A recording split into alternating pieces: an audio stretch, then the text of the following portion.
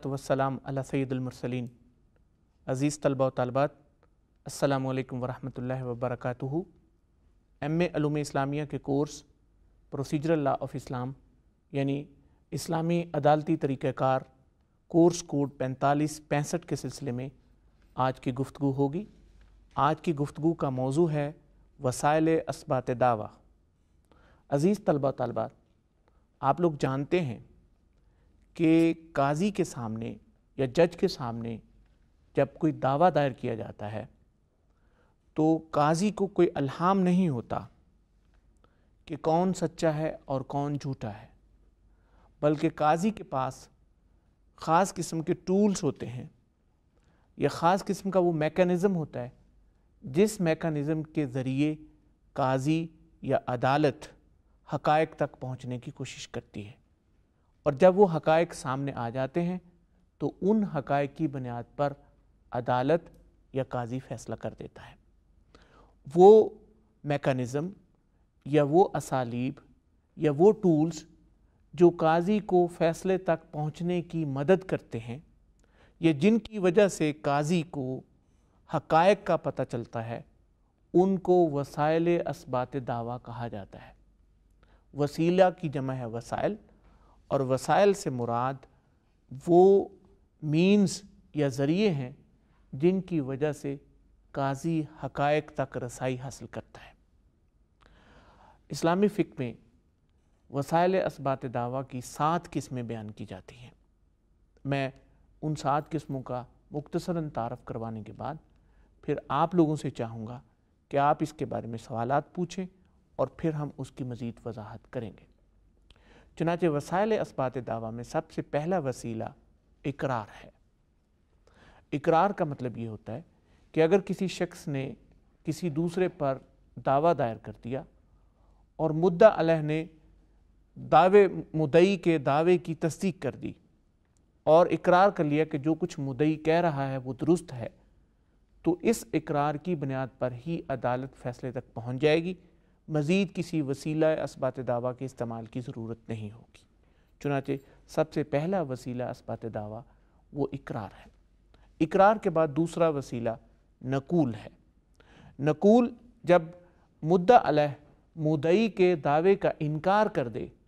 मुद्दई मसलन कहता है कि मुद्दा अलैह ने मेरा 1 लाख रुपया देना है और मुद्दा अलैह कह दे कि नहीं, मैंने इसका कोई पैसा नहीं देना, तो उसका ये इनकार नकूल है। और जब नकूल हो जाए तो फिर तीसरा वसीला असबात दावा यानी गवाही या शहादत की ज़रूरत पड़ती है। और वसाइल असबात दावा में जिस वसीले को सबसे ज़्यादा इस्तेमाल किया जाता है वो गवाही है। चुनांचे फ़िक़्ह इस्लामी की रूह से गवाहों की फराहमी मुद्दई की ज़िम्मेदारी है, और अगर मुद्दई किसी वजह से गवाह फराहम ना कर सकता हो तो फिर इस सूरत में चौथा वसीला असबात दावा यानी कसामा या हलफ इस्तेमाल किया जाता है। इस सूरत में मुद्दा अलैह अपनी सफाई हलफ के ज़रिए देता है। इन 4 वसाइल असबात दावा के अलावा और 3 वसाइल असबात दावा भी इस्तेमाल होते हैं। उसमें एक है कराइन। कराइन करीने की जमा है। कराइन का मतलब ये है कि गवाही भी मौजूद नहीं है, इकरार भी मौजूद नहीं है, लेकिन हलफ भी मौजूद नहीं है, लेकिन कुछ ऐसे शवाहिद मौजूद हैं जिन शवाहिद की बुनियाद पर यह पता चलता है कि वहाँ कोई वाक़या हुआ। मिसाल के तौर पे किसी घर में कत्ल हुआ, किसी शख्स ने कातिल को कत्ल करते हुए तो नहीं देखा, लेकिन लोगों ने देखा कि जिस वक्त कत्ल हुआ उस कत्ल के चंद लम्हों बाद एक शख्स हाथ में छुरी पकड़ी हुई है जिसके ऊपर खून लगा हुआ है, वो घर से बाहर भाग रहा है। चुनांचे इसको करीना समझा जाएगा। और आजकल जदीद साइंस की तरक्की की वजह से करीने का इस्तेमाल बहुत ज़्यादा है, क्योंकि इसमें फिंगरप्रिंट्स और ब्लड टेस्ट और DNA टेस्ट वगैरह जो है ये चीज़ें बहुत अहम हैसियत इख्तियार कर गई हैं और इनकी बुनियाद पर भी फ़ैसला होता है। अहले अरब के यहाँ इन वसाइल असबात दावा के अलावा 2 दूसरे वसाइल भी इस्तेमाल होते थे। एक क्याफ़ा और दूसरा कुराह। क्याफ़ा शनासी जो है ये अरबों के यहाँ मौजूद थी और یہ نسبتاً کم استعمال ہونے والے وسائل اثبات دعویٰ میں ہیں۔ قیافہ شناسی اس طرح ہوتی تھی کہ آپ لوگ جانتے ہیں کہ وہ قیافہ شناس عربوں کے ہاں موجود تھے جو حقائق کا پتہ لگانے کی کوشش کرتے تھے۔ عربوں کے ہاں شادی کی ایک قسم وہ تھی جس میں ایک وائف کئی شوہروں کی بیوی ہوتی تھی، چنانچہ اس کے ہاں جب بچہ پیدا ہوتا تو اس بات کا تعین کرنے کے لیے کہ کون سا باپ ہے بچے کا، قیافہ شناسی کو استعمال کیا جاتا تھا، اور قیافہ شناس بچوں کی شکلوں کو، شباہتوں کو، ان کے پیروں کو، ہاتھوں کو دیکھ کر قیافہ لگاتے تھے کہ کون سا اس بچے کا باپ ہے، کون سا مرد۔ اور اس کے علاوہ ایک اور وسیلہ جو ہے وہ قرعہ ہے۔ قرعہ ایز سچ گواہی یا قرینے کی طرح وسائل اثبات دعویٰ کے طور پہ استعمال نہیں ہوتا، لیکن قرعہ کو اس طرح استعمال کیا جاتا ہے، مثلاً ایک چیز ہے، دو میں سے ایک شخص کو یہ چیز دینی ہے، تو اس صورت میں قرعہ نکال لیا جاتا ہے کہ جس کے نام فعال نکلے اس کو وہ دے دی جاتی ہے۔ قرعہ کا استعمال اس طرح بھی ہوتا ہے کہ اگر کسی شخص کی ایک سے زیادہ بیویاں ہوں اور سفر پر وہ کسی ایک بیوی کو ساتھ لے جانا چاہے تو پھر بھی وہ قرعہ کر کے ان میں سے، یعنی وہ یہ عدل و انصاف کا ایک طریقہ کار ہے۔ اور رسول اللہ صلی اللہ علیہ وسلم ازواج مطہرات کو اپنے ساتھ جہاد میں یا سفر میں لے جانے کے لیے قرعہ استعمال کیا کرتے تھے۔ تو یہ وہ وسائل اثبات دعویٰ ہیں جن کو مختلف طریقوں کے ساتھ قاضی استعمال کرتے ہیں، عدالتیں استعمال کرتی ہیں، اور ان وسائل اثبات دعویٰ کی مدد سے ہی عدالتیں حقائق تک پہنچتی ہے۔ یہ مختصر سی تعارفی گفتگو تھی وسائل اثبات دعویٰ کے بارے میں۔ اس ضمن میں اگر آپ کے کچھ سوالات ہوں تو آپ وہ سوالات کیجئے، ان سوالات کے درمیان پھر مزید وضاحت جو ہے وہ ہو جائے گی۔ میرا نام شبانہ کوثر ہے سر، میرا آپ سے سوال ہے گواہوں کی شرائط کیا ہیں؟ گواہوں کے لیے دیکھیں بعض چیزیں ایسی ہیں کہ جس میں ہر شخص گواہ بن سکتا ہے، لیکن حدود، قصاص اور تعزیر کے معاملات کے لیے ضروری ہے کہ گواہوں میں خاص قسم کی شرائط موجود ہوں۔ ان میں ایک تو عادل ہونا، یعنی ایسا شخص گواہی دے جس کے متعلق یہ ثابت ہو کہ وہ اچھی شہرت کا حامل ہے، اور پھر مسلمان ہونا، مسلمانوں کے درمیان معاملات کے لیے ایک مسلمان کو گواہی دینی چاہیے۔ پھر اس کے بعد اور بہت ساری شرائط ہیں جس میں بالغ ہونا ایک بنیادی شرط ہے کہ کوئی بھی شخص مکلف اس وقت ہوتا ہے تو گواہ کے لیے ضروری ہے کہ وہ مکلف ہو۔ بچے کی گواہی جو ہے وہ ایک قرینے کے طور پہ تو استعمال کی جا سکتی ہے، لیکن ایک فل فلیج گواہ کے طور پہ اس کو استعمال نہیں کیا جاتا۔ وہ اسی صورت میں استعمال ہو سکتا ہے جب کہ وہ عاقل اور بالغ ہو۔ تو بنیادی طور پہ گواہوں کی دو شرائط ہیں، اس کے علاوہ باقی ضمنی شرائط ہیں۔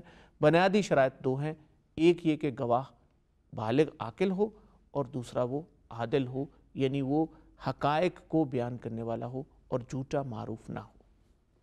ہاں جی، اور کوئی سوال؟ سر میرا نام فرزانہ ہے، میرا آپ سے یہ سوال ہے کہ نقول اور اقرار میں کیا فرق ہے؟ ہاں، آپ نے بہت اچھا سوال کیا فرزانہ۔ نقول اور اقرار یعنی یا تو اقرار ہوتا ہے یا پھر نقول، اور جیسے میں نے پہلے وضاحت کی کہ جب مدعی مدعا علیہ پر کوئی دعویٰ دائر کر دیتا ہے، یا وہ مدعی ایک عام انسان بھی ہو سکتا ہے، پولیس بھی ہو سکتی ہے، کوئی ادارہ بھی ہو سکتا ہے، مدعی جب یہ کہتا ہے کہ فلاں شخص نے میرے اتنے پیسے دینے ہیں یا فلاں شخص نے یہ کام کیا، تو اگر تو وہ شخص کہے کہ ہاں جی میں نے یہ کام کیا، میں نے یہ چوری کی، یا میں نے اس کے یہ پیسے دینے ہیں، تو یہ کہنا کہ ہاں میں نے جو کچھ مدعی نے دعوے میں لکھا ہے اس کی تصدیق کر دی، تو یہ اقرار ہے۔ اقرار کے بعد مزید پروسیڈنگز کی ضرورت نہیں رہتی، اسی کی بنیاد پر فیصلہ ہو جاتا ہے۔ لیکن اگر وہ انکار کرے اور کہے کہ نہیں میں نے اس کے کوئی پیسے نہیں دینے، یا میں نے یہ کام نہیں کیا، تو اس کو پھر یہ کہتے ہیں کہ یہ نقول ہے۔ اور جب نقول ہو تو پھر حقائق تک پہنچنے کے لیے دوسرے وسائل اثبات دعویٰ کو استعمال کرنے کی ضرورت پیش آتی ہے۔ میرا نام حنیفہ خان ہے سر قرائن کی مزید وضاحت فرمائیں۔ حنیفہ، میں نے پہلے اس بات کی وضاحت کی کہ قرینہ یہ سنگولر ہے، اس کی جمع ہے قرائن۔ قرینے کا مطلب یہ ہے کہ کسی ایسی چیز سے یا کسی ایسے شواہد کی بنیاد پر یہ اندازہ لگایا جاتا ہے کہ یہ کام فلاں شخص نے کیا ہوگا۔ مثلا قرینے کی بہت ساری مثالیں موجود ہیں۔ ایک مثال میں نے پہلے بھی ذکر کی ہے، اور اس کی دوسری اب مسئلہ اس طرح ہے کہ آج کل ویڈیو کیمرے آ گئے ہیں اور مختلف جگہوں پہ پبلک پوائنٹس پر وہ ویڈیو کیمرے لگا دیے جاتے ہیں، وہ وہاں پر تصویریں لیتے رہتے ہیں۔ اب اگر اس کسی پبلک پوائنٹ پر کوئی ایکسیڈنٹ ہوا یا کسی نے چوری کی یا کسی نے کسی شخص کو مارا اور وہاں پر گواہی موجود نہیں ہے، لیکن کیمرے نے اس چیز کو ریکارڈ کر لیا کہ فلاں شخص نے وہاں پر یہ کام کیا، تو وہ کیمرے کی ریکارڈنگ جو ہے وہ کرینہ ہوگا۔ اسی طرح مثلا فنگر پرنٹس لیے، چوری ہوئی، جن چیزوں کو چوروں نے ہاتھ لگائے وہاں پر فنگر پرنٹس لے لیے گئے، ان فنگر پرنٹس کو جو پولیس کے ریکارڈ میں پہلے سے فنگر پرنٹس ہیں ان کے ساتھ میچ کیا گیا۔ جب وہ میچ ہو گیا تو کہا جائے گا کہ کرینے کی بنیاد پر یہ ثابت ہوا کہ یہ شخص جو ہے اس نے یہ کیا۔ اور اسی طرح ڈی این اے جو ہے، ڈی این اے کا ٹیسٹ کیا جاتا ہے، ڈی این اے کے ذریعے پتہ چل جاتا ہے کہ کسی انسان کی شکل کیسی ہے۔ تو ڈی این اے کے ذریعے بھی خاص طور پہ، یہ ہمارے ہاں تو نہیں ہے لیکن یورپی معاشروں میں اس کا استعمال، وہاں پر بچوں کی ولدیت کے متعلق تنازعات بہت ہوتے ہیں۔ تو ابھی ریسنٹلی وہاں کا جو وزیر داخلہ تھا، اس کے جو اس کی گرل فرینڈ تھی، اس کے ہاں بیٹا پیدا ہوا، اور اس گرل فرینڈ کا جو ہسبینڈ اور وزیر داخلہ ہے، دونوں کے درمیان یہ تنازع پیدا ہو گیا کہ یہ بچہ کس کا ہے۔ چنانچہ وہاں ڈی این اے ٹیسٹ کروایا عدالت نے، اور ڈی این اے ٹیسٹ سے یہ ثابت ہوا کہ وہ بچہ اس عورت کے ہسبینڈ کا ہے اور وہ وزیر داخلہ کا نہیں۔ تو اس طرح ڈی این اے ٹیسٹ جو ہے آج کل جدید ٹیکنالوجی میں اس کو استعمال کیا جاتا ہے۔ تو اس طرح کے جو جہاں پہ براہ راست لوگوں نے نہ دیکھا ہو لیکن بالواسطہ طور پر شواہد موجود ہوں، تو ان شواہد کی موجودگی میں جو فیصلہ کیا جاتا ہے اس فیصلے کو قرینے کی بنیاد پر کیا گیا فیصلہ کہا جاتا ہے۔ سر میرا نام عائشہ مرغوب ہے اور میرا سوال یہ ہے کہ گواہ کی عدالت سے کیا مراد ہے؟ عدالت سے مراد یہ ہے کہ گواہ جو ہے وہ یہ عدالت گواہی کی بنیادی شرائط میں سے ایک شرط ہے، اور اس کا مطلب یہ ہے کہ جب ہم یہ کہتے ہیں کسی گواہ میں عدالت موجود ہو تو اس کا مطلب یہ کہ وہ کبیرہ گناہوں سے بچا ہوا ہو اور اس پر کسی جھوٹی گواہی کی تہمت نہ ہو، یعنی عمومی طور پہ وہ ایک اچھے شخص کی حیثیت سے معاشرے میں معروف ہو۔ ہاں جی، اور کوئی سوال؟ میرا نام مریم ہے۔ میرا سوال یہ ہے، قیافہ کس دعویٰ کے ثبوت کے طور پر استعمال ہوتا ہے؟ مریم، آپ نے بہت اچھا سوال کیا۔ قیافہ کو کسی بھی دعوے کی سماعت کے لیے استعمال کیا جا سکتا ہے بشرطے کہ دوسرے وسائل اثبات دعویٰ جو ہیں وہ حقائق تک پہنچنے میں مدد نہ دیتے ہوں۔ اگر دوسرے وسائل اثبات دعویٰ جیسے اقرار، گواہی یا قرائن سے کوئی دعویٰ ثابت ہوتا ہو تو پھر قیافہ کی ضرورت نہیں ہے۔ اس کا استعمال اس صورت میں ہوگا جبکہ دوسرے وسائل اثبات دعویٰ کے ذریعے حقائق تک نہ پہنچا جا سکتا ہو، اور پھر یہ تمام قسم کے دعویٰ جات میں استعمال نہیں ہو سکتا، اور خاص طور پہ آج کے حالات میں اس کا استعمال کرتے ہوئے جدید ٹیکنالوجی کی جو چیزیں ہیں اس کو بھی مد نظر رکھا جائے گا۔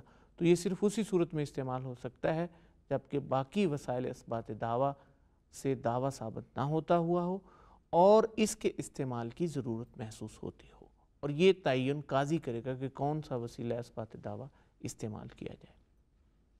عزیز طلبہ و طالبات، آپ کے سامنے جو میں نے گفتگو کی اور آپ کے سامنے آپ کے ساتھیوں نے جو سوالات کیے، ان سوالات اور ان کے جوابات سے جو باتیں واضح ہوئیں وہ یہ ہے کہ وسائل اثبات دعویٰ وہ میکانزم ہے یا وہ طریقہ کار ہے جس طریقے کے مطابق قاضی یا عدالت حقائق تک پہنچتے ہیں، اور جو معروف وسائل اثبات دعویٰ ہیں ان میں اقرار، نقول، شہادت یا گواہی، حلف یا یمین یا قسامہ، قیافہ، قرائن اور قرعہ شامل ہیں۔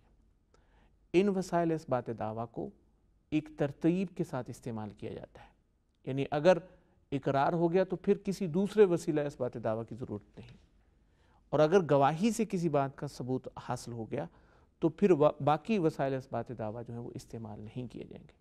خاص طور پہ قرائن، قسامہ، یمین، قرعہ اور قیافہ اسی صورت میں استعمال کیے جاتے ہیں جبکہ بنیادی وسائل اثبات دعویٰ حقائق تک پہنچنے میں مددگار نہ ہوں۔ اس لیے بنیادی وسائل اثبات دعویٰ اقرار، نقول اور گواہی ہیں، جبکہ ان کے استعمال کے نتیجے کے طور پہ اگر حقائق سامنے نہ آئیں تو پھر دوسرے وسائل اثبات دعویٰ کو استعمال کیا جا سکتا ہے، لیکن ان کی اسی ترتیب کو مد نظر رکھا جانا چاہیے۔ یہ وسائل اثبات دعویٰ کیسے استعمال کیے جائیں گے اور ان کا کیا طریقہ ہوگا، اس کے متعلق تفصیل ادب القاضی میں موجود ہے۔ آپ اپنی کتاب میں تفصیل کے ساتھ اس کا مطالعہ کر سکتے ہیں۔ مجھے امید ہے کہ آج ہم نے جو گفتگو کی اس میں جن چیزوں کو زیر بحث لایا گیا آپ نے ان کو اچھی طرح ذہن نشین کر لیا ہوگا۔ اللہ تعالیٰ سے دعا ہے کہ اللہ تعالیٰ ہمیں شریعت اسلامیہ کے احکام کو سمجھنے اور ان پر عمل کرنے کی توفیق عطا فرمائے۔ آمین ثم آمین۔ والسلام علیکم۔